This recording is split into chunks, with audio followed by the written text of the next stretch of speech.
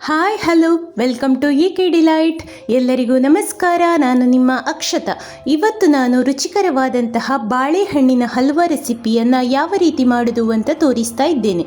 ರುಚಿಯಾದಂತಹ ಈ ಹಲ್ವವನ್ನು ಬೆಲ್ಲ ಉಪಯೋಗಿಸಿಕೊಂಡು ತುಂಬ ಸರಳವಾಗಿ ತುಂಬ ಸುಲಭವಾಗಿ ಯಾವ ರೀತಿ ಮಾಡೋದು ಅಂತ ನೋಡುವ. ಅದಕ್ಕೂ ಮೊದಲು ಯಾರೆಲ್ಲ ನಮ್ಮ ಚಾನೆಲ್ಗೆ ಸಬ್ಸ್ಕ್ರೈಬ್ ಮಾಡಲಿಲ್ವೋ ಸಬ್ಸ್ಕ್ರೈಬ್ ಮಾಡಿ, ಹಾಗೆ ವಿಡಿಯೋನ ಫುಲ್ ನೋಡಿ ಸಪೋರ್ಟ್ ಮಾಡಿ.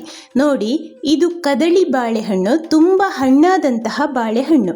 ಇದರಲ್ಲಿ ಸಾಧಾರಣ 1 kg ಆಗುವಷ್ಟು ಬಾಳೆಹಣ್ಣಿದೆ. ಒಳ್ಳೆ ಹಣ್ಣಾದಂತಹ ಬಾಳೆಹಣ್ಣಿನ ಸಿಪ್ಪೆ ತೆಗೆದು ಈ ರೀತಿ ಸಣ್ಣಗೆ ಕಟ್ ಮಾಡಿಕೊಳ್ತಾ ಇದ್ದೇನೆ. ಕಟ್ ಮಾಡಿ ಒಂದು ಪ್ಲೇಟಿಗೆ ಹಾಕಿಕೊಳ್ಳಿ. ಎಲ್ಲ ಬಾಳೆಹಣ್ಣಿನ ಸಿಪ್ಪೆಯನ್ನು ಈ ರೀತಿ ತೆಗೆದು ಸಣ್ಣ ಸಣ್ಣಗೆ ಕಟ್ ಮಾಡಿ ಈ ರೀತಿ ಒಂದು ಪ್ಲೇಟಲ್ಲಿ ಹಾಕಿಟ್ಟುಕೊಂಡಿದ್ದೇನೆ. ಇನ್ನಿದನ್ನು ನುಣ್ಣಗೆ ರುಬ್ಬಿಕೊಳ್ಬೇಕು. ರುಬ್ಬಿಕೊಳ್ಳಿಕ್ಕೆ ನಾನಿಲ್ಲಿ ಮಿಕ್ಸಿ ಜಾರನ್ನು ಉಪಯೋಗ ಮಾಡ್ತಾ ಇದ್ದೇನೆ. ನಿಮಗೆ ಬೇಕಿದ್ದರೆ ಕಪ್ಪಿನ ಅಳತೆಯಲ್ಲಿ ಹೇಳುವುದಾದರೆ ನಾನು ಈ ಕಪ್ಪಲ್ಲಿ ಸಾಧಾರಣವಾಗಿ 4 ಕಪ್ ಆಗುವಷ್ಟು ಬಾಳೆಹಣ್ಣನ್ನು ಕಟ್ ಮಾಡಿ ನೋಡಿ ಹಾಕಿಕೊಳ್ತಾ ಇದ್ದೇನೆ. ಮಿಕ್ಸಿ ಜಾರಲ್ಲಿ ರುಬ್ಬುವಾಗ ನೀರು ಹಾಕಿಕೊಳ್ಳುವ ಅವಶ್ಯಕತೆ ಇಲ್ಲ, ಹಾಗೆ ರುಬ್ಬಿಕೊಳ್ಳಿ. ನಾನಿಲ್ಲಿ 2 ಸಲ ರುಬ್ಬಿಕೊಂಡಿದ್ದೇನೆ. ನೋಡಿ, ರುಬ್ಬಿಕೊಂಡಂತಹ ಮಿಶ್ರಣವನ್ನು ನಾನು ಈ ರೀತಿ ಒಂದು ಪಾತ್ರೆಗೆ ಹಾಕಿಕೊಳ್ತಾ ಇದ್ದೇನೆ. ನೀವು ಬೇಕಿದ್ದರೆ ಡೈರೆಕ್ಟಾಗಿ ಬಾಣಲೆಗೆ ಕೂಡ, ನೀವು ಯಾವ ಪಾತ್ರೆಯಲ್ಲಿ ಮಾಡ್ತೀರಾ ಅದೇ ಪಾತ್ರೆಗೆ ಹಾಕಿ ಸ್ಟವ್ ಮೇಲೆ ಇಟ್ಟು ಈ ರೀತಿ ಕೈ ಆಡಿಸಿಕೊಳ್ಬೋದು. ನೋಡಿ, ನಾನಿಲ್ಲಿ ದಪ್ಪ ಬಾಣಲೆಗೆ ಹಾಕಿ ಸ್ಟವ್ ಮೇಲೆ ಇಟ್ಟು ಸ್ಟವ್ ಹಚ್ಚಿಕೊಂಡಿದ್ದೇನೆ. ಫಸ್ಟಿಗೆ ಹೈ ಫ್ಲೇಮಲ್ಲೇ ಮಾಡಿಕೊಳ್ಳಿ. ನೋಡಿ, ಈ ರೀತಿ ಚೆನ್ನಾಗಿ ಕೈ ಆಡಿಸಿಕೊಳ್ತಾ ಬನ್ನಿ. ಕೈ ಆಡಿಸದಿದ್ದರೆ ತಳ ಹಿಡಿತದೆ. ಈ ಹಲ್ವಾ ಅಥವಾ ಯಾವುದೇ ಸ್ವೀಟ್ ಮಾಡಲಿಕ್ಕೆ ದಪ್ಪ ಬಾಣಲೆ ಆದರೆ ಒಳ್ಳೆಯದು. ಇಲ್ಲ ಅಂತಾದರೆ ನೀವು ಮೀಡಿಯಂ ಫ್ಲೇಮಲ್ಲಿ ಇಟ್ಟು ನಿಧಾನಕ್ಕೆ ಸಣ್ಣ ಉರಿಯಲ್ಲಿ ಕಾಯಿಸಿಕೊಳ್ಬೇಕು. ಯಾವುದೇ ಕಾರಣಕ್ಕೂ ಕೈ ಬಿಡಲಿಕ್ಕೆ ಹೋಗಬೇಡಿ, ಕೈ ಆಡಿಸ್ತಾ ಇರಿ, ಬೇಗ ತಳ ಹಿಡಿತದೆ. ನೋಡಿ, ಈ ರೀತಿ ಚೆನ್ನಾಗಿ ಮಿಕ್ಸ್ ಮಾಡ್ತಾ ಇರಿ. ನಾನಿಲ್ಲಿ ದಪ್ಪ ಬಾಣಲೆ ಆದ ಕಾರಣ ಈಗ ಹೈ ಫ್ಲೇಮಲ್ಲಿಟ್ಟು ಮಾಡಿಕೊಳ್ತಾ ಇದ್ದೇನೆ. ನೋಡಿ, ಈ ರೀತಿ ಚೆನ್ನಾಗಿ ಮಿಕ್ಸ್ ಮಾಡ್ತಾ ಬನ್ನಿ. ಸಾಧಾರಣ 1/4 ಗಂಟೆ ಈ ರೀತಿ ಚೆನ್ನಾಗಿ ಮಿಕ್ಸ್ ಮಾಡಿಕೊಳ್ಬೇಕು. ಇದರಲ್ಲಿ ಈಗ ಖಾಲಿ ಬಾಳೆಹಣ್ಣು, ರುಬ್ಬಿದಂತಹ ಬಾಳೆಹಣ್ಣಿನ ಮಿಶ್ರಣ ಮಾತ್ರ ಇರುವುದು. ಇಷ್ಟ ಆದರೆ ಸಾಕು. ಇನ್ನು ಅದನ್ನು ಪಕ್ಕಕ್ಕಿಟ್ಟು ನಾನು ಇನ್ನೊಂದು ಬಾಣಲೆ ತಗೊಂಡು ಅದಕ್ಕೆ ನೋಡಿ ಸಾಧಾರಣವಾಗಿ ತುರಿದಂತಹ 1.5 ಕಪ್ ಆಗುವಷ್ಟು ಬೆಲ್ಲವನ್ನು ಹಾಕಿಕೊಳ್ತಾ ಇದ್ದೇನೆ. ಇದು ಸಾವಯವ ಬೆಲ್ಲ, ನೀವು ಬೇಕಿದ್ರೆ ನಾರ್ಮಲ್ ಬೆಲ್ಲ ಕೂಡ ಹಾಕಿಕೊಳ್ಬಹುದು. ಆರ್ಗ್ಯಾನಿಕ್ ಬೆಲ್ಲ ಹಾಕಿಕೊಳ್ತಾ ಇದ್ದೇನೆ. ನೋಡಿ, ಇನ್ನು ಅದೇ ಕಪ್ಪಲ್ಲಿ 1/4 ಕಪ್ ಆಗುವಷ್ಟು ನೀರನ್ನು ಹಾಕಿ ಬೆಲ್ಲವನ್ನು ಕರಗಿಸಿಕೊಳ್ಳಿ. ಬೆಲ್ಲ ಚೆನ್ನಾಗಿ ಕರಗಲಿ. ಬೆಲ್ಲದಲ್ಲಿ ಯಾವುದಾದ್ರೂ ಕಸ ಎಲ್ಲ ಇದ್ದರೆ ಬೆಲ್ಲವನ್ನು ಸೋಸಿಕೊಂಡು ನೀವು ಉಪಯೋಗ ಮಾಡಿಕೊಳ್ಳಿ. ನೋಡಿ, ಬೆಲ್ಲ ನಿಧಾನಕ್ಕೆ ಕರಗಲಿಕ್ಕೆ ಸ್ಟಾರ್ಟ್ ಆಯಿತು. ಚೆನ್ನಾಗಿ ಕರಗಲಿ. ಚೆನ್ನಾಗಿ ಕರಗಿದರೆ ಸಾಕು. ಬೆಲ್ಲ ಯಾವುದೇ ಪಾಕ ಬರೋದು ಬೇಡ. ನೋಡಿ, ಈ ರೀತಿ ಬೇಕಿದ್ರೆ ಚೆನ್ನಾಗಿ ಮಿಕ್ಸ್ ಮಾಡ್ತಾ ಇರಿ. ನೋಡಿ, ಈಗ ಬೆಲ್ಲ ಎಲ್ಲ ಕರಗಿದೆ. ಇಷ್ಟ ಆದರೆ ಸಾಕು. ಇನ್ನು ಪುನಃ ನೋಡಿ, ನಾವು ಬಾಳೆಹಣ್ಣಿನ ಮಿಶ್ರಣವನ್ನು ಪುನಃ ಸ್ಟವ್ ಮೇಲೆ ಇಟ್ಟು ಸ್ಟವ್ ಹಚ್ಚಿ ಅದಕ್ಕೆ ನಾವು ಮಾಡಿದಂತಹ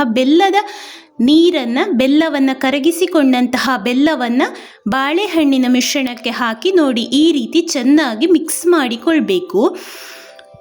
ಈಗ ನಾನು ಸ್ಟವ್ ಹಚ್ಚಿಯೇ ಈ ರೀತಿ ಚೆನ್ನಾಗಿ ಮಿಕ್ಸ್ ಮಾಡಿಕೊಳ್ತಾ ಇದ್ದೇನೆ. ಬೆಲ್ಲ ಮತ್ತು ಬಾಳೆಹಣ್ಣು ಚೆನ್ನಾಗಿ ಮಿಕ್ಸ್ ಆಗಲಿ. ನೋಡಿ, ಈ ರೀತಿ ಚೆನ್ನಾಗಿ ಮಿಕ್ಸ್ ಮಾಡಿಕೊಳ್ಳಿ.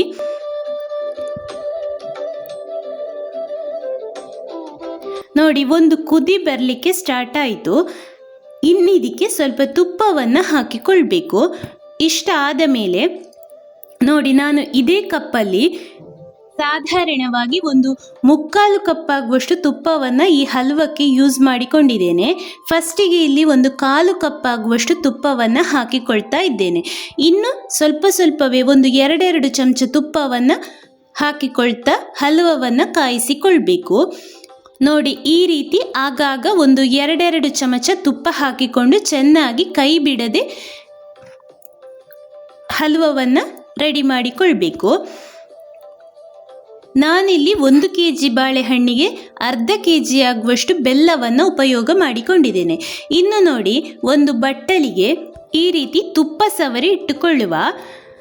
ನೀವು ಬೇಕಿದ್ರೆ ಟ್ರೇಯಲ್ಲಿ ಕೂಡ ಈ ರೀತಿ ಮಾಡಿಕೊಳ್ಳಬಹುದು. ನೋಡಿ, ಈ ರೀತಿ ಕೈ ಆಡಿಸ್ತಾ ಇರಿ ಹಲ್ವವನ್ನು. ಯಾವುದೇ ಕಾರಣಕ್ಕೆ ಕೈ ಬಿಡಲಿಕ್ಕೆ ಹೋಗಬೇಡಿ, ತಳ ಹಿಡಿತದೆ.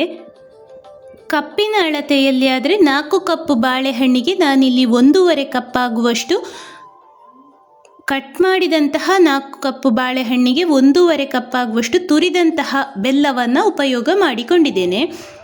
ನೋಡಿ, ಈ ರೀತಿ ನೋಡಿ, ಸೈಡಲ್ಲೆಲ್ಲ ನೊರೆ ಬರಲಿಕ್ಕೆ ಸ್ಟಾರ್ಟ್ ಆಯಿತು.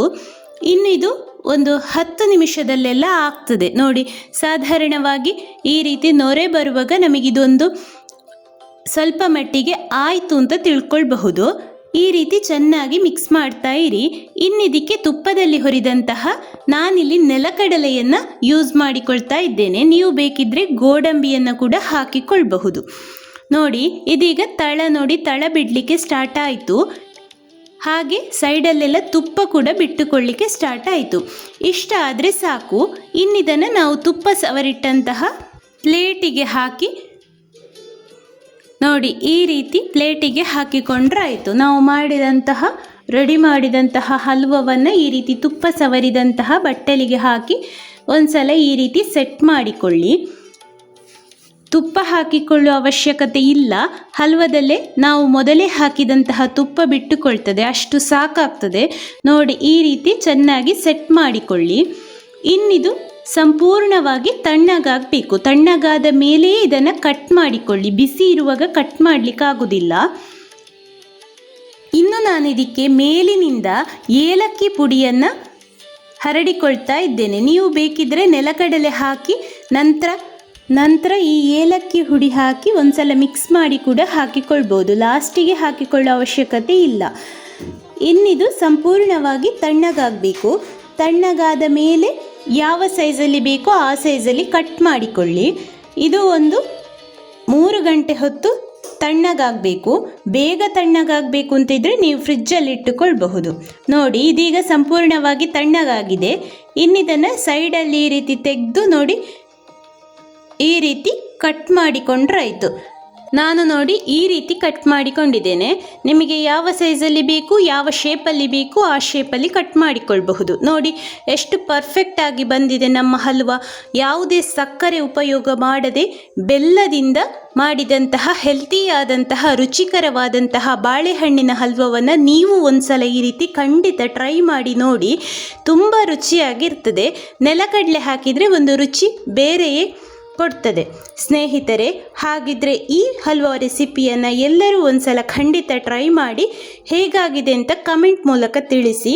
ಹಾಗಿದ್ರೆ ಒಂದು ಲೈಕ್ ಕೊಟ್ಟು ಶೇರ್ ಮಾಡಿ, ಸಬ್ಸ್ಕ್ರೈಬ್ ಮಾಡಿ, ಹಾಗೆ ಬೆಲ್ ಐಕಾನನ್ನು ಪ್ರೆಸ್ ಮಾಡಿ. ಮುಂದಿನ ವಿಡಿಯೋದೊಂದಿಗೆ ಸಿಗೋಣ. Thank you.